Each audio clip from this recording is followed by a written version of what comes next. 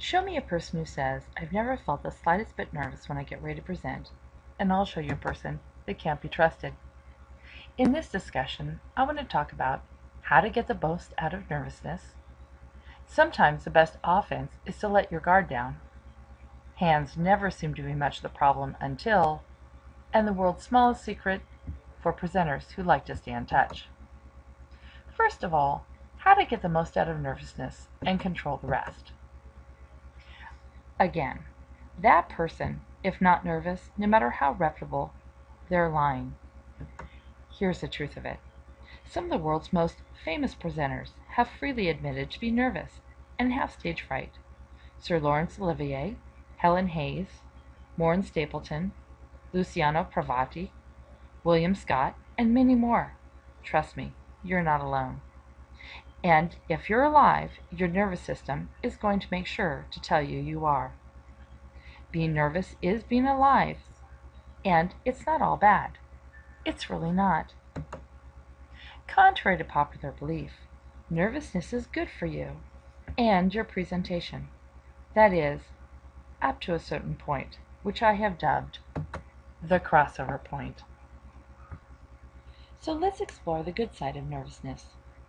Positive nervousness activates something we call adrenaline. It makes the eyes shine. It puts an edge on what you're presenting. It generates respectful attention within your audiences. After all, nervousness proves that you think your audience is worth being nervous about. It creates an atmosphere that is a little bit of drama. Those are all decent virtues, not to be minimized by hardliners who view nervousness as some kind of paralyzing ogre. But now we're approaching the crossover point. To see it more clearly, let's settle into a church pew. Yes, it's Sunday morning, and let's just say New York City. Quiet, please. The service is underway. It's a full house, and things are moving along smoothly. The scripture's being read, the offering's been collected, the ushers move down side to side. They're collecting plates with heaps of wads of cash and white little envelopes. As the ushers gather at the front of the church, a woman in her mid-50s climbs up the stairs. She looks solemn, heavily laden. Though she's carrying only a small piece of rumbling paper, she situates herself behind the altar, looking first right and then left, as if she were sizing up a dangerous intersection. There is no joy in her manner. Her spirits show no sign of heavenly levitation. Silence. Then her voice, small and constricted, tumbles out. She is nervous, obviously, but the words emerge, forming sacred platitudes, and the audience is attentive, even smiling a bit, nodding in appreciation of the woman's valor. Suddenly, there's a problem. The words aren't coming out. There are awkward gaps, meanings that fall apart. Like a car running out of gas, the woman's voice is chugging to a standstill. Her throat has become constricted by nervousness, and she is running out of breath. The congregation shifts uneasily, and the minister looks up from his meditation. We have arrived, my people, at the crossover point. The audience no longer regards the presenter's nervousness as enduring life sign, but instead sees it as a darkening cloud. The nervousness of the presenter has become so worrisome to the audience, in fact, that it's made the audience nervous. Back to the woman at the altar. She stops. Is she finished? Apparently. The minister moves in, steering her gently, escorts her down the steps, and back to her seat. The lady is pale and shaking, and she doesn't realize what she's done for us.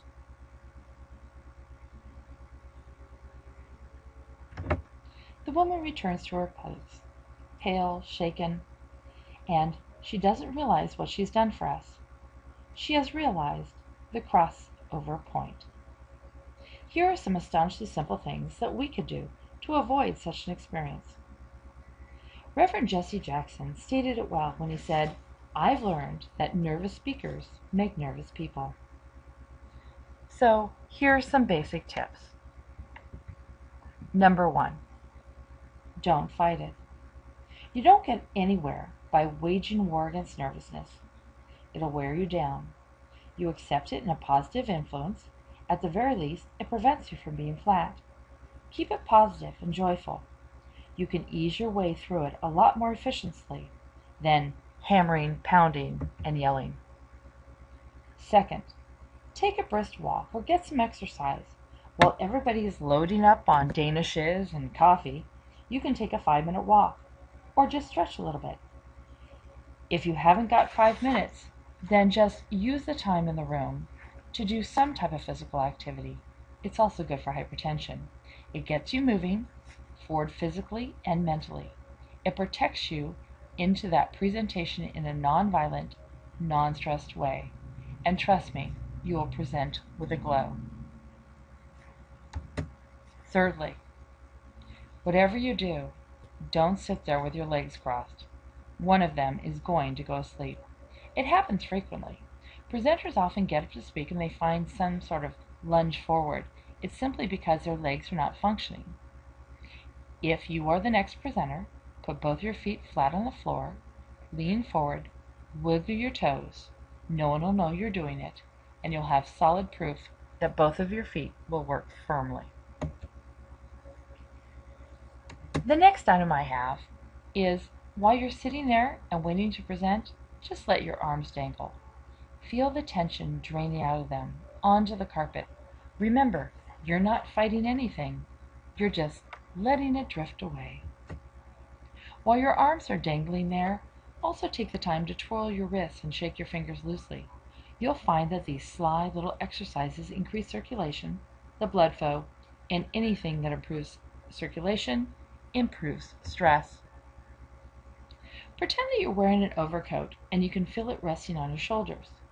Shoulders have a tendency to hunch up when you're nervous. And when your shoulders are tight, the rest of your body is tense. So, gently, the pressure of the imaged overcoat will relax your shoulders and encourage the rest of your body to do the same. Practice exercising your jaw 3 or 4 times. Wag your jaw back and forth. If you hear the bones grinding, you're probably tense. This exercise will help also open your mouth. To a presenter, your mouth is akin to a professional quarterback throwing the football. Nothing is worse than those who suffer from a tight jaw syndrome. The good old standby is breathe. Yes, breathe. All you have to remember is this. Your breath goes in, your stomach goes out. Inhale, stomach out. You should feel against your belly if you've got one. Exhale, stomach in. Do it for 2 minutes. It ventilates the body. Before you try this exercise, make sure you are in a well-ventilated room. I guess the way I could wrap it up is to create your own anti-nervous routine. Here's one that works for me. First of all, I exercise. I walk or stretch. Then I check. How do I look? Do I need to change anything? Then I take the time to breathe in or out. Do the same a number of times. A lot more than 1 or 2. The next thing is to ask. I ask myself, what is my objective today?